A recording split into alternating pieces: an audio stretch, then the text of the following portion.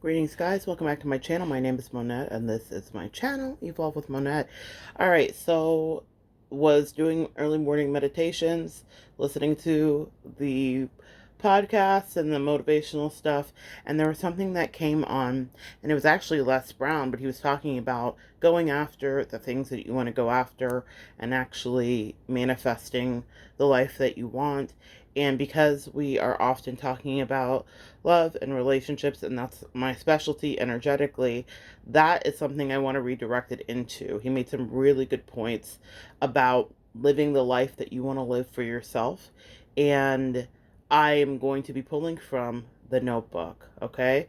So I don't want us to be caught up in anybody's fairy tale whatsoever, but there are some important lessons in there about not allowing society to interfere with connections. And when we're on the twin flame, soulmate, all that jazz journey, divine feminine, masculine, yada, yada, yada, that can be a thing that happens, right?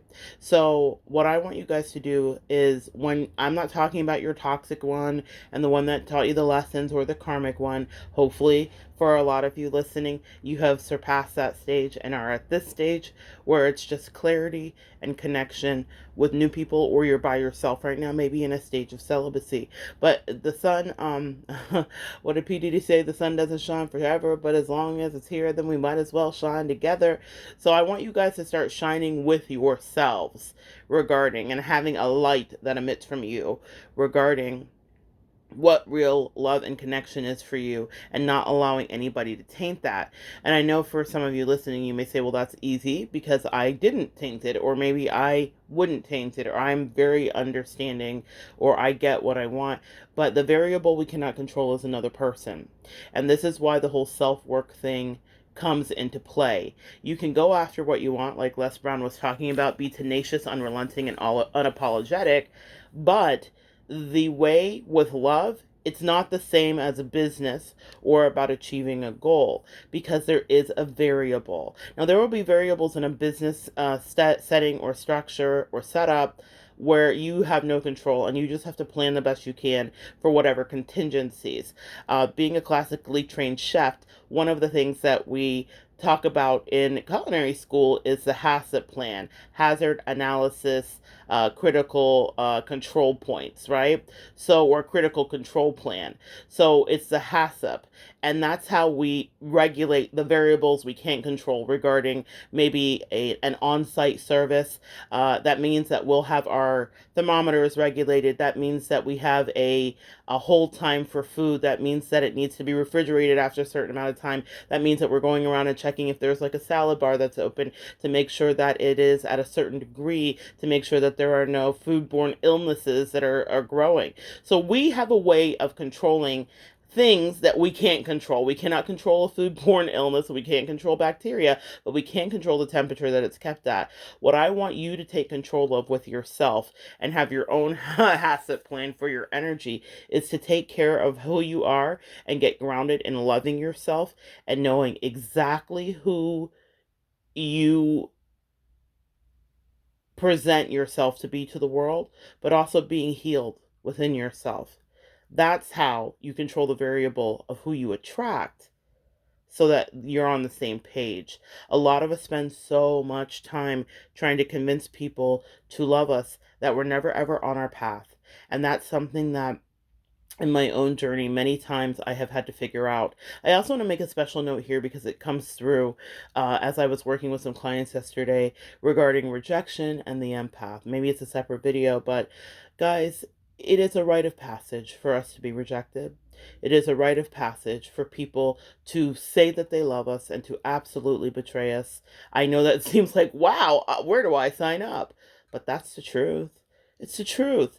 No one gets through any spiritual journey without some level of ascension via betrayal. It is modeled for us biblically and in many other uh spiritual text, okay? From the Quran to the Bhagavad Gita, okay? It is there. It's called the hero's journey. We are not earth angels, empaths, light workers, and divine whatevers without a hero's journey. Okay, Paulo Coelho wrote it in The Alchemist, right? Sometimes people will take advantage of that kind and empathetic nature, and I just don't want you guys to lose yourself when that happens. It is a rite of passage. I've talked about it here. We're being rejected in every capacity, in every way, only for one day. Every single thing that I thought that I was doing that everyone told me was wrong was absolutely right. And so I want you to stand in your conviction. And it takes the universe will test you. The same thing is true with love. See, I was of the belief that if I worked hard enough, I could make a person or people, it's not just been one person, many people in my life love me. So I was the best of this and the best of that, and the best giver and the best overachiever and the best worker and the best I'll break my back and no, I won't take a break and it's okay. Your needs matter more than mine. Bullshit. When I actually attracted in a love that was divine, a connection that was divine, or things that were lasting in my life, various relationships, not just one. When I attracted in various levels of relationships that actually felt right for me, it was because I was grounded and I wasn't just doling out sweet empathy. It's because I had boundaries. And that's what I'm advising here, guys. When Les Brown talks about going after you want, being fearless, yeah, I'm all about that. I don't mind taking a plunge. I don't mind putting myself out there. I don't mind knowing that there could be some rejection. But what I don't do anymore, and what I will never do again in my life, is clamor and work overtime for something that just isn't right. Now the things that come into me are right. And it's because I balanced myself in the quiets of the night. I balanced myself. And it doesn't mean that I'm so perfectly imbalanced and that I'm not got, you know, a few more decades on this spinning ball to figure some things out. God willing, right? Lord willing, and the creek don't rise, as they say in the South. I hope that I'm here for a long time to continue to teach these lessons and also to learn. You know, that's what my Angela says: when you learn, teach, and when you teach, learn. And so that's what I'm here to do. But I don't want you guys to think that your life will be in a perpetual state of getting burned. I'm not going to tell you that that I didn't feel that way at certain points in my life. But I did have a moment, and maybe this is something that you'll relate to, where I woke up and I was like, enough. I remember years ago being with a friend, and he came to the first little home that I had purchased in Sweet Home, Alabama. And he was a best friend of mine from high school. And I had this lamp or something or a clock, I don't know, it was a clock radio, and it stopped working. And it was new. It was new. I don't know if we just purchased it or whatever the case was, but, or he had got it for me for, I don't remember the details of it, but I remember him standing there with this clock radio and it stopped working and he needed it because of catching a flight out or whatever, right? He needed to make sure that we had woke up or whatever. And this is, I guess, before the proliferation of cell phones. I imagine we had them, but in any case, he held it in his hand and he hit it, which is something old school people see and do regarding like TVs and old TVs and things like that. Not anymore. That's not our life anymore. But he hit it and he said, I do not accept that this is not going to work. And I was looking at him like, has he lost his mind? But guess what happened? It started working again. I don't know if it's because he hit it. I don't know if it was his sheer will and intention, but that's the part of the lesson I'm going to lean into. He willed something that mechanically didn't seem like it should be into existence. And that's what I want you to do with your love energy. A lot of us feel like after being taken advantage of and over again and having people talk to us any kind of way and be rude and treat us unkindly, that that's just the trajectory of our life. And that's devil energy. And when I say that, that's low vibrational energy that wants to keep you stuck and thinking that you cannot ascend and that no one will ever love you properly. The person that has to love you properly first is you. It's so cliche. We hear it in every love song. We hear it in every kind of spiritual trope. We see it all over Instagram. But listen, I learned it the hard way. And I'm still in the process of loving me day to day, right? That's health, that's life, that's spirituality. Nothing is ever complete. You are ever evolving. Yeah? Evergreen. Ever evolving. So what I want you guys to understand, maybe some of you guys need to listen to that song, Evergreen. I can't think of her name. She Abby. Yeah, Yeba. It's Abby spelled backwards. That's her real name is Abby, but it's her musical name is Yeba. Oh my God, powerful singer. Anyway, some of you guys may need Evergreen. I don't even know what the lyrics are about, and I haven't even heard it in years, so I have no idea what the message is. But maybe there's a message there for somebody, for you. What I will say here is that love you first, and then the real love comes true. It's not a fairy tale. I have had. I'm gonna share my personal energy here is that I've had lovely connections and lovely energies where people say, I accept you just as you are. I like everything about all the things that I tried to change and conform and felt embarrassed of and or ashamed of because other people projected, come on, can we talk?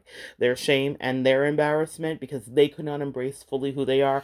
I love who I am. I love every part of my quirky, loud, colorful, vibrant, LGBTQIA self. I love who I love. I love my friendships. I love my spirituality. I adore my work. I adore it. I created a life for myself that I wanted, and each one of you can do the same.